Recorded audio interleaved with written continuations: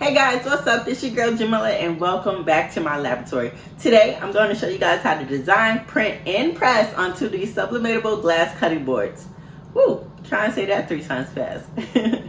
Of course, I'll have everything I use listed in the description box below. If you like this video, you learned something new, give your girl a thumbs up, share it with your friends. Make sure your bell notifications are on so you don't miss any of my upcoming craft tutorials. Alright guys, to begin we're going to go ahead and start off in canva.com. Let's go ahead and hit create a design. Go to custom size, and I'll be using 13 by 19 size paper, so those are the dimensions I'll be entering. Now the first thing, let's just go ahead and start with our design. So I'm going to go over here to elements and search for a wood background, just because it's a cutting board and I just feel like that's appropriate. So I like this one, so I'm just going to go ahead and use this one, and then I'm going to size it to this about the size of my cutting board, which is about 11.5 by 11.5, give or take. I always like to make mine a little bit bigger to leave room for error. Okay, so now that I have my background, let's just go ahead and lock it into place so that it just doesn't shift on us while we're trying to work. So now let's go ahead and search, what are we going to search? Let's search chef knife.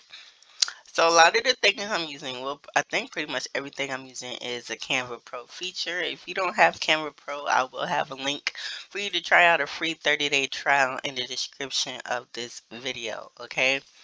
Let's just go ahead and search and find a picture that we like. Okay, so this is super cute, goes with the theme perfectly. I love it. Alright, so let's go ahead and use that one, and let's lock that, and let's just go ahead and hit T on our keyboard to bring up a text box. That's a keyboard shortcut, but you can also go to the left toolbar and hit text, and access the text is right there as well. So I'm just going to go ahead and type in Big Sam, because I'm going to make this for my dad for Father's Day, and that is what he calls himself.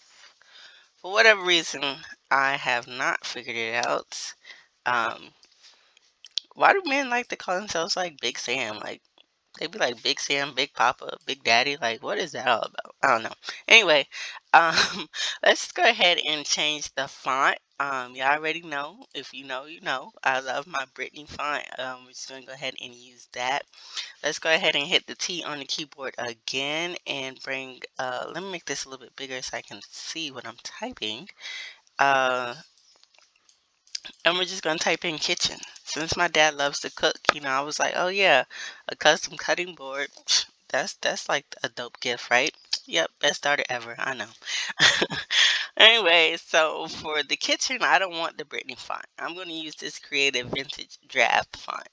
Um, and this is not a Canva font. This is actually a font from Creative Fabrica that I uploaded into Canva. And I'll leave a link for you guys to try Creative Fabrica for 30 days for $1. Okay, and you can download as many fonts, pictures, take as many classes. Like Creative Fabrica has so much you can do. You can do all that for $1 for the first 30 days, and you can cancel when you want, no problem, or you go ahead and renew, because I mean it is a pretty dope thing to have. So anyway, so that will be in the description box as well as the link for the Canva Pro trial as well. So let's just go ahead and change some of these colors, right? I'm going to change his name to like white, or like, no, this looks like gray right here. Yeah, I like that. And so change the color of the name, and let's go up here to effects and turn it into a neon. And let's just change the color. Oh, let me unlock it first. And I'm going to use one of these recommended colors. Oh, I love this color. Yeah, that's perfect. And change it to that, because I kind of want it to look like like a burned on, or like engraved. Yeah, that's what the word I'm looking for, like engraved, like an engraved image. So we have everything. Honestly, everything looks good. I really love the way this design came together. Pretty simple. Oops. But one thing I will say is I love the distressed look on kitchen, right? So I want to add that to the top. So what I'm going to do is, let's go to elements, go back to elements, and we're going to type in splatter. And I'm just going to go ahead and select the first one that I see. And we're going to take the splatter, if I can click it. All right, let me put that back. Yep. All right, so let's take this splatter, and in order to get like that distressed look, we need to blend it in with the background. So we're going to go over here to the photo colors, and let's just pick one. Oh, I think honestly, I think that one is perfect. Yep, we're going to go with that one. And it just, kind of just makes it look like there's some pieces missing or whatever. I don't know, but I love it.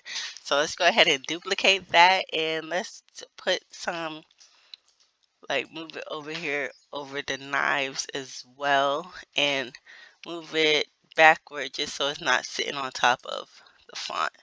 Let's just zoom in a little bit. Yay! See, I love it. That looks so nice. All right, maybe I can make kitchen a little bit bigger. Yep, that looks good. Ooh, I love it. Okay, so let's go ahead and group everything. Let me make sure nothing is locked. All right, so let's go ahead and group everything together. And just grouping it just, allows what we do to one will do to all of it, right? And let's just unlock this background right here. Right click it and set it as the image background for the whole paper, and that's just going to ensure that just get full coverage of the cutting board or whatnot. So yeah, that's it for the designing part. So we're just going to go up here to share, and we're going to hit download, and you're going to save this as a PNG to your computer. Okay, I get questions all the time. You save it to your computer, and then you print from your computer. You don't print from Canva. Okay, so let's go ahead and download that, and then we'll go ahead and print it and everything else.